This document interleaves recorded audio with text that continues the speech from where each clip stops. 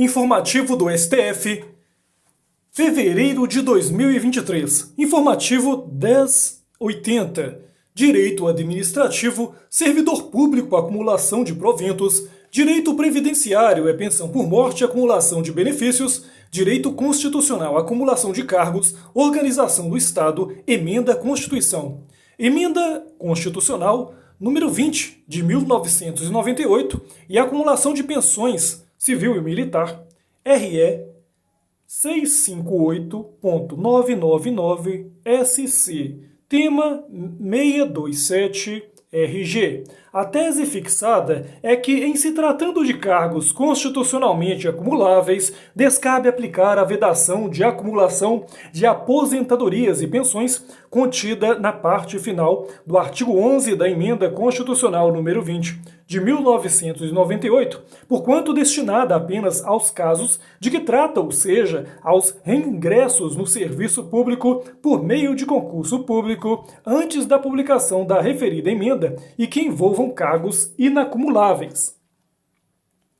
O resumo é que não há qualquer obstáculo ao recebimento acumulado de dois benefícios de pensão por morte, se eles decorrerem de cargos acumuláveis expressamente previstos no artigo 37, inciso 16 da Constituição Federal. A vedação de acumulação de aposentadorias e pensões contidas na parte final do artigo 11 da Emenda Constitucional número 20 de 1998 não incide na hipótese de cargos constitucionalmente acumuláveis, pois se destina unicamente à hipótese excepcional de reingressos no serviço público por meio de concurso público antes de sua publicação e que envolvam cargos não acumuláveis. A legitimidade da percepção simultânea de remunerações ou proventos envolve o exame da possibilidade de serem ou não acumuláveis os cargos de que decorrem de acordo com a legislação de regência. Essa lógica também se aplica, em princípio, ao pagamento simultâneo de pensões por morte de um mesmo instituidor, sendo permitida no âmbito do mesmo regime de previdência social, se decorrentes do exercício de cargos constitucionalmente acumuláveis. Nesse contexto, nós temos que a jurisprudência desta Corte é firme quanto à possibilidade do recebimento de duas aposentadorias decorrentes de cargos acumuláveis com pensão militar por morte. Com base nesse entendimento, o plenário, por unanimidade ao apreciar o tema 627 da repercussão geral, negou provimento ao recurso extraordinário, emenda número 20 de 1998, artigo 11, a vedação prevista no artigo 37, parágrafo 10 da Constituição Federal não se aplica aos membros de poder e aos inativos, servidores e militares que, até a publicação desta emenda, tenham ingressado novamente no serviço público por concurso público de provas ou provas e títulos e pelas demais formas previstas na Constituição Federal, sendo-lhes proibida a percepção de mais de uma aposentadoria pelo regime de previdência a que se refere o artigo 40 da Constituição Federal, aplicando-se-lhes, em qualquer hipótese, o limite de que trata o parágrafo 11 deste mesmo artigo. Constituição Federal de 1998, artigo 37, inciso 16, é vedada a acumulação remunerada de cargos públicos, exceto quando houver compatibilidade de horários, observado em qualquer caso o disposto no inciso 11. A de dois cargos de professor, a linha B, a de um cargo de professor com outro técnico ou científico, a linha C, a de dois cargos ou empregos privativos de profissionais de saúde com profissões regulamentadas, parágrafo 10. É vedada a percepção simultânea de proventos de aposentadoria decorrentes do artigo 40 ou dos artigos 42 e 142 com a remuneração de cargo, emprego ou função pública, ressalvados os cargos acumuláveis na forma desta Constituição.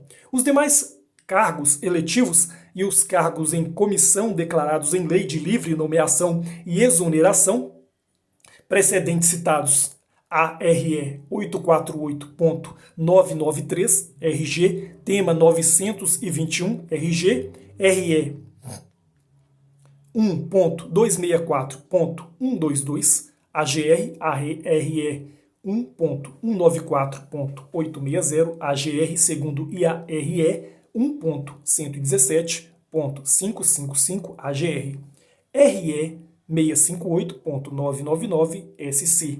Relator ministro Dias Toffoli, julgamento virtual finalizado em 16 de dezembro de 2022, sexta-feira, às 23h59.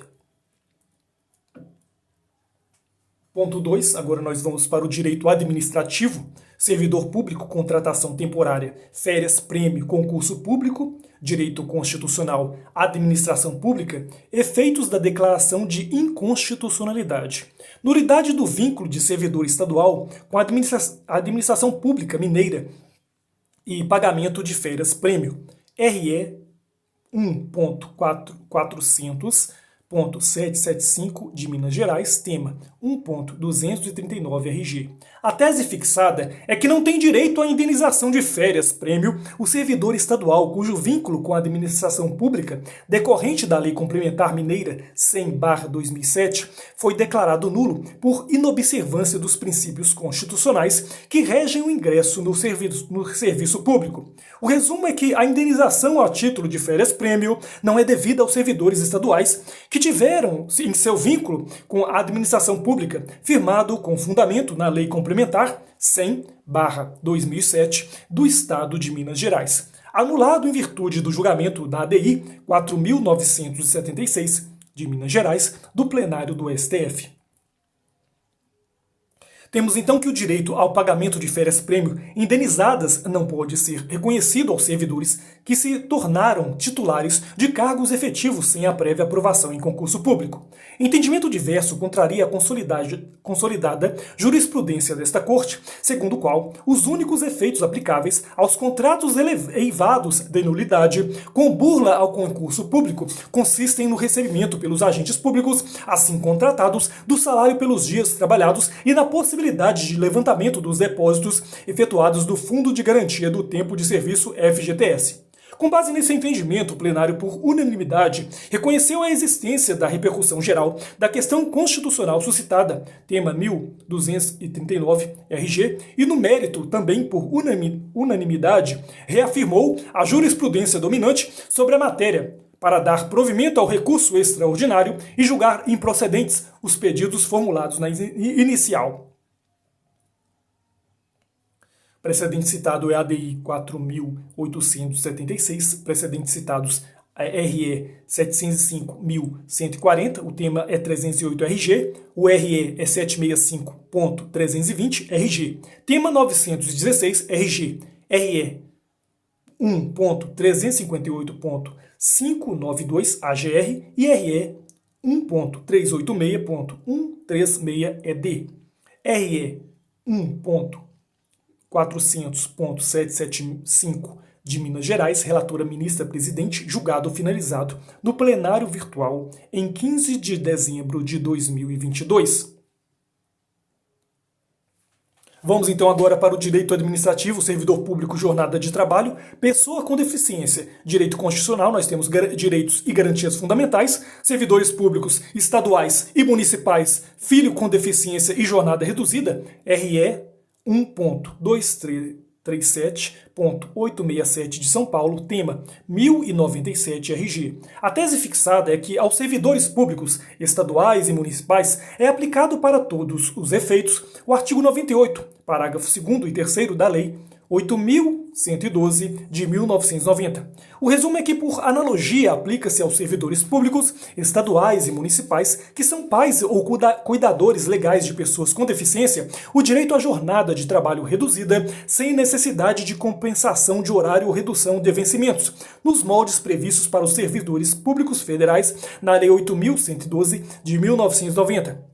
A convivência e o acompanhamento familiar para o desenvolvimento e a inclusão das pessoas com deficiência são garantidos por normas constitucionais, internacionais e infraconstitucionais. Cabe, no caso concreto, aplicar o melhor direito em favor da pessoa com deficiência e de seus cuidadores, assim como a imperiosa necessidade de adaptar a realidade dessas famílias com o valor fundamental do trabalho. Nesse contexto, é razoável a adaptação no sentido da redução da jornada de trabalho dos servidores públicos sem decréscimo de vencimentos. Tal medida não acarretará ônus desproporcional ou indevido à administração pública e, concomitantemente, assegurará às pessoas com deficiência os direitos e garantias que lhes são prometidos. Ademais, a inexistência de legislação infraconstitucional que configura a omissão do poder público não pode servir de justificativa para o não cumprimento de garantias previstas constitucionalmente, sobretudo quando envolvem o princípio da dignidade humana, o direito à saúde, o melhor interesse das crianças e as regras e diretrizes contidas na Convenção Internacional sobre os Direitos de Pessoas com Deficiência, CDPD. Assim, por se referir à determinação autoaplicável, sem aumento de custos ao erário, é plenamente legítima a aplicação da lei federal a servidores estaduais e municipais. Com base nesse e em outros entendimentos, o plenário, por unanimidade, ao apreciar o tema 1097 da repercussão geral, deu provimento ao recurso extraordinário. Lei 8.112 de 1990, artigo 98. Será concedido o horário especial ao servidor estudante quando comprovada a incompatibilidade entre o horário escolar e o da repartição, sem prejuízo ao exercício do cargo. Parágrafo 2º. Também será concedido horário especial ao servidor portador de deficiência quando comprovada a necessidade por junta médica oficial, independentemente de compensação de horário. Parágrafo 3º. As disposições constantes no parágrafo 2º são extensivas ao servidor que tenha cônjuge, filho ou dependente com deficiência. RE 1.237.867 de São Paulo, relator ministro Ricardo Lewandowski, julgamento virtual finalizado em 16 de dezembro de 2022, sexta-feira, às 23h59.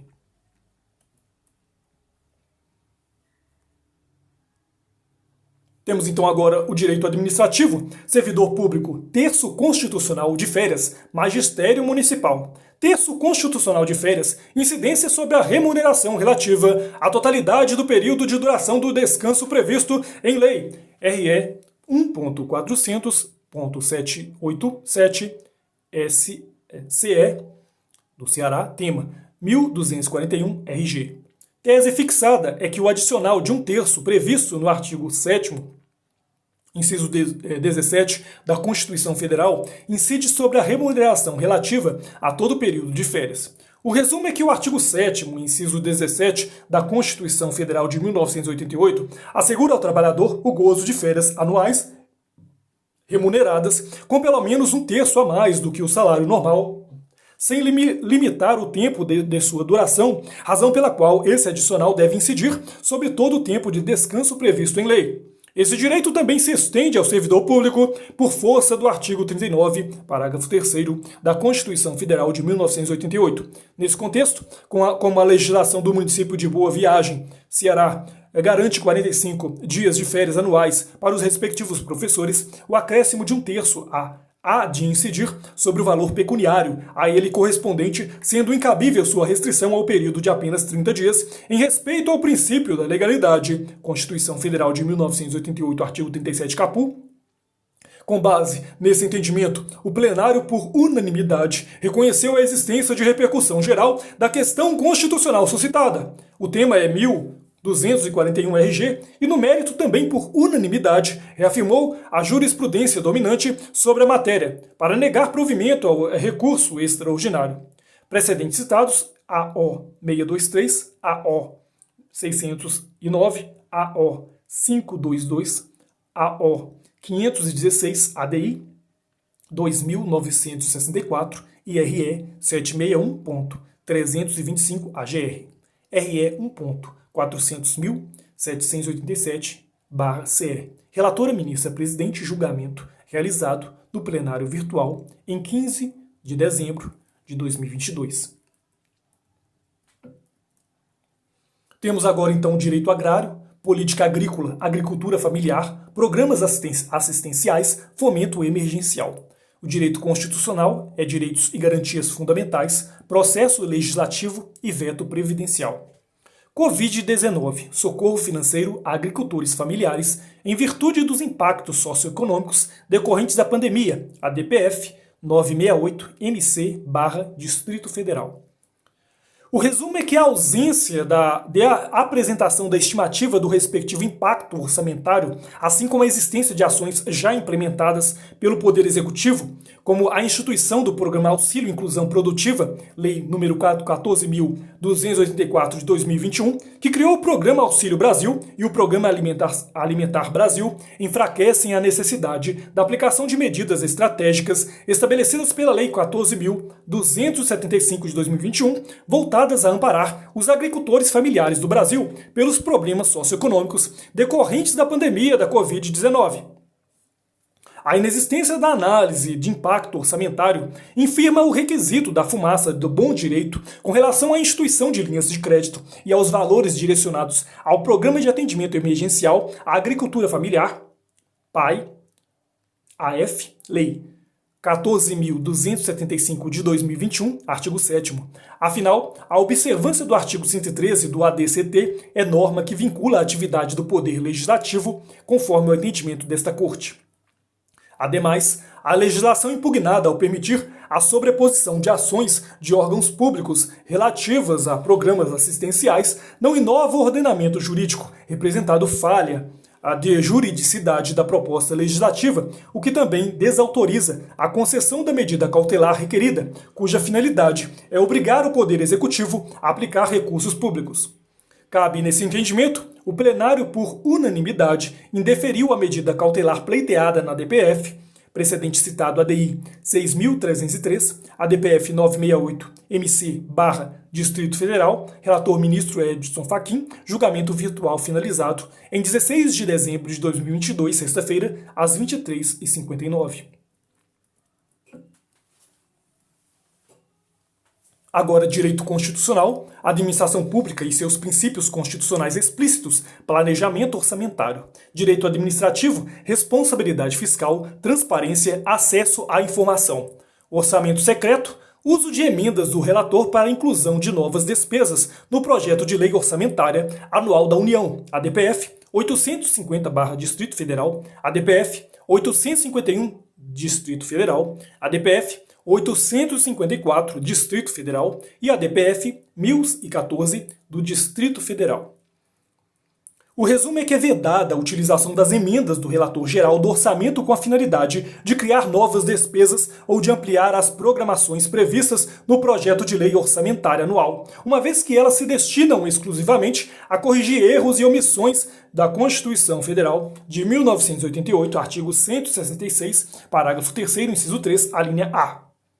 As emendas do relator classificadas sob o indicador orçamentário RP9 são incompatíveis com a Constituição Federal em virtude de seu caráter anônimo, sem identificação do proponente. Isso porque operam com base na lógica da ocultação dos efetivos requerentes, por meio da qual todas as despesas nela previstas são atribuídas indiscriminadamente à pessoa do relator geral, do orçamento entre parlamentares incógnitos e o orçamento público federal. Assim, a sua utilização para inclusão na peça orçamentária de recursos avulsos indicados por bancadas ou parlamentares individualizados, quando não limitados a correções e ajustes técnicos, subverte o regramento constitucional para a confecção do orçamento público. Constituição Federal, 1988, artigos 165 e 166. Esta Corte já se manifestou no sentido de ser condição da validade dos atos que compõem o ciclo orçamentário, a sua prática de atenção e fidelidade aos postulados republicanos e, com a transparência necessária, a garantia de acesso de todos às informações de interesse público, desde a elaboração e o planejamento até a realização das despesas públicas. Constituição Federal de 1988, artigo 1º caput e parágrafo único. Inciso 5º, artigo 5º, inciso 33, 37 caput e parágrafo 3º, inciso 2. Ademais, o condicionamento da liberação de recursos contemplados nas aludidas emendas à adesão de parlamentares aos interesses do governo em votações, ainda que potencial evidencia desvio de finalidade na distribuição dos recursos do orçamento, o que é incompatível com o princípio constitucional da separação dos poderes. Constituição Federal, artigo 2º. Portanto, As indicações de beneficiários e prioridades de despesas operacionalizadas em caráter primário, por meio de emendas do relator geral do orçamento, são incompatíveis com a ordem constitucional democrática e republicana, em especial porque não observam os critérios objetivos orientados pelos princípios da legalidade, impessoalidade, moralidade, publicidade e eficiência. Constituição Federal, 1988, artigo 37, caput. Além de desobedecerem os princípios da máxima divulgação, da transparência ativa, da acessibilidade das informações, do fomento à cultura da transparência e do controle social, nos termos da Lei de Acesso à Informação, Lei 12.527 de 2011, artigo 3º, inciso 1 a 5º. Com base nesses entendimentos, o plenário, por maioria, julgou procedentes os pedidos deduzidos das DPFs para declarar incompatíveis com a ordem constitucional brasileira as práticas orçamentárias viabilizadoras do chamado esquema do orçamento secreto, consistentes no uso indevido das emendas do relator do orçamento para o efeito de inclusão de novas despesas públicas ou programações no projeto de lei orçamentária anual da União, declarar a inconstitucionalidade material do artigo 4º do ato conjunto das mesas da Câmara dos Deputados e do Senado Federal 1/2021, de inteiro teor da resolução CN 2/2021, conferir interpretação conforme as leis orçamentárias anuais de 2021, Lei 14.144 de 2021 e de 2022, Lei 14.303 de 2022. Vedando a utilização das despesas classificadas sob o indicador orçamentário RP9 para o propósito de atender às solicitações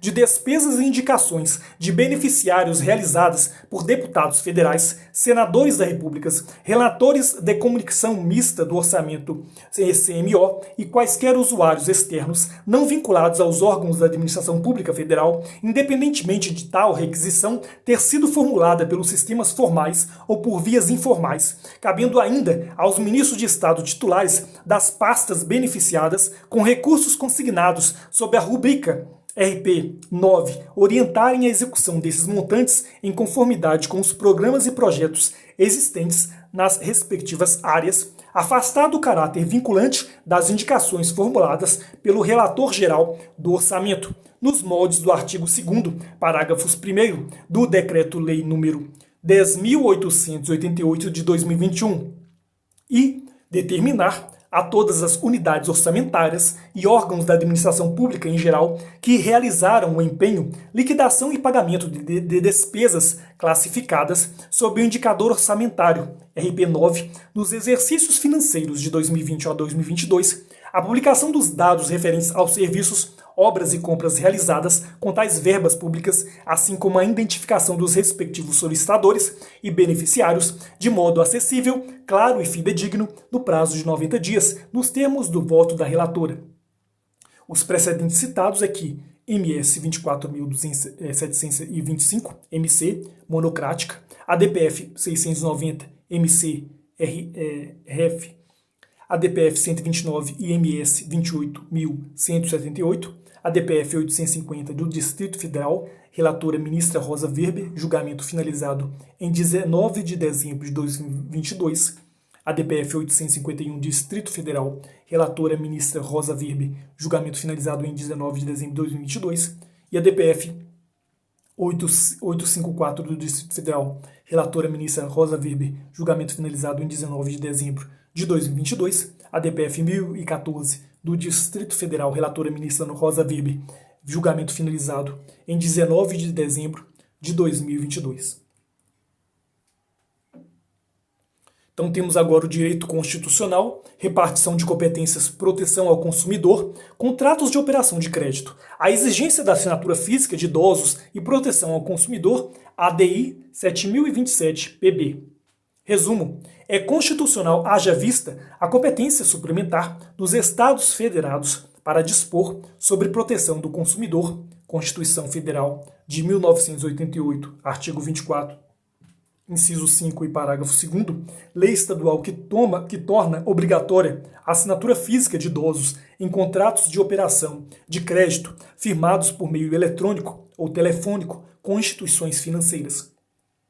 Não se vislumbra ofensa à competência privativa da União para legislar sobre o direito civil e política de crédito.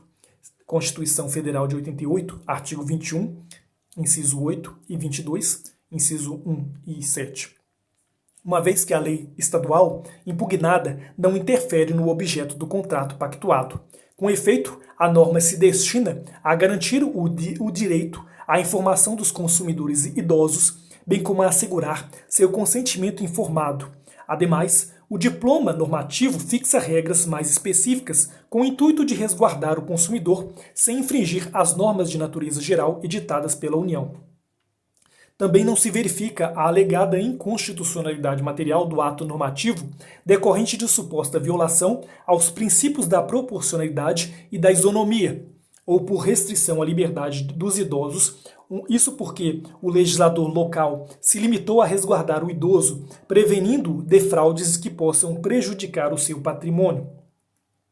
Com base nesses entendimentos, o plenário por maioria julgou improcedente a ação para reconhecer a constitucionalidade da Lei 12.027 de 2021 do Estado da Paraíba, a Lei 12.027 de 2021 do Estado da Paraíba, no seu artigo 1º, diz: fica obrigada no Estado da Paraíba a assinatura física das pessoas idosas em contratos de operação de crédito, firmado por meio eletrônico ou telefônico com instituições financeiras e de crédito, seus representantes ou prepostos. Parágrafo único. Considera-se contrato de operação de crédito, para fins desta lei, todo e qualquer tipo de contrato, serviços ou produtos em modalidade de consignação para desconto em aposentadorias, pensões, pecúlios, poupanças, contas correntes, tais como empréstimos, financiamentos, arrendamentos, hipotecas, seguros,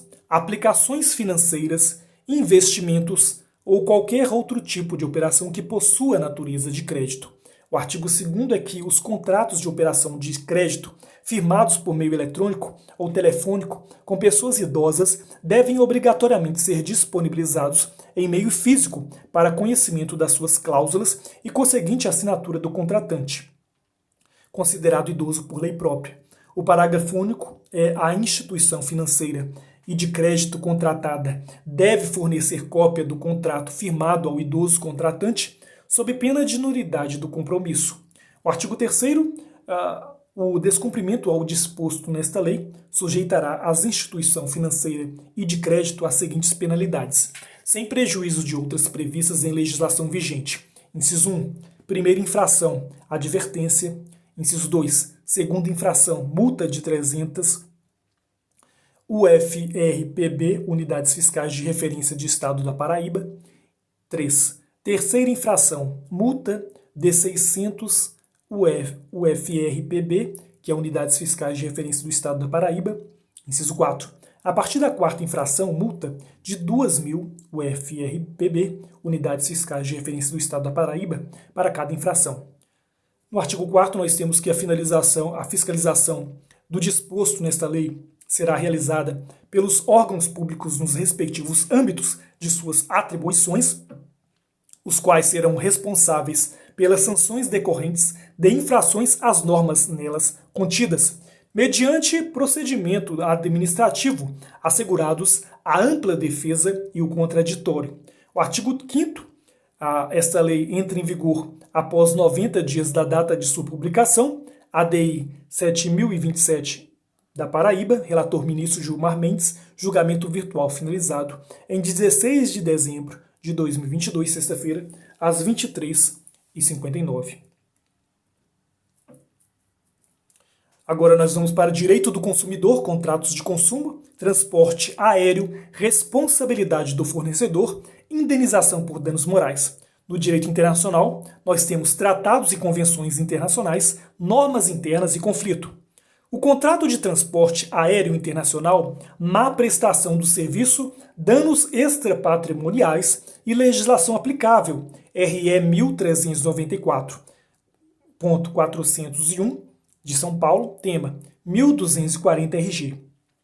A tese fixada é que não se aplicam as convenções de Varsóvia e Montreal as hipóteses de danos extrapatrimoniais decorrentes de contrato de transporte aéreo internacional.